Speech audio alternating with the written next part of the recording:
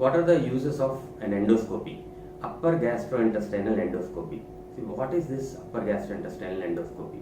See, with a tube, flexible tube which has a camera at the tip, we are able to visualize, see directly the intestine, the esophagus, the stomach, and the first part of the small intestine, that is called duodenum.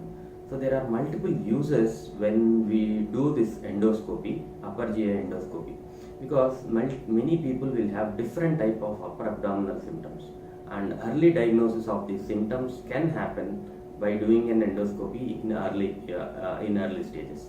So most importantly, acid reflux or gastroesophageal reflux disease is the most common cause what we see in our gastroenterology OPD, where there can be an hiatus hernia, a structural abnormality which can be identified in an endoscopy, or severe esophagitis or ulcers in the distal part of last part of the esophagus, where we can identify these by doing an endoscopy only.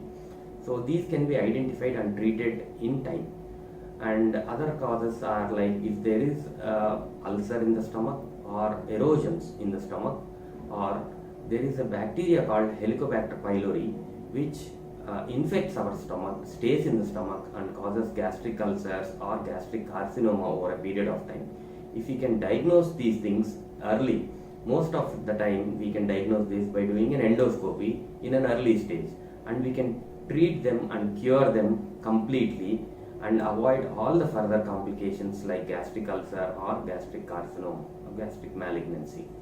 And the duodenum is the first part of the small intestine, where we can go through this endoscopy and visualize, see it properly. The most common place where ulcers, duodenal ulcers form, the ulcers can be visualized, and sometimes these ulcers can cause narrowing of the duodenum, where there can be bloated feeling and vomiting, recurrent vomiting in multiple people. So all these things can be identified in an early stage and can be cured completely if you do an endoscopy and diagnose them. So endoscopy is very, very useful, and it takes only 3 to 5 minutes, and with a local anesthetic it's not very difficult at all. But people who are fearing an endoscopy, we can do it under sedation also, and sedation will last maximum for half an hour's time, and it's an easiest procedure in an experienced hands. So endoscopy is not a complicated procedure, it's a simple procedure with multiple benefits.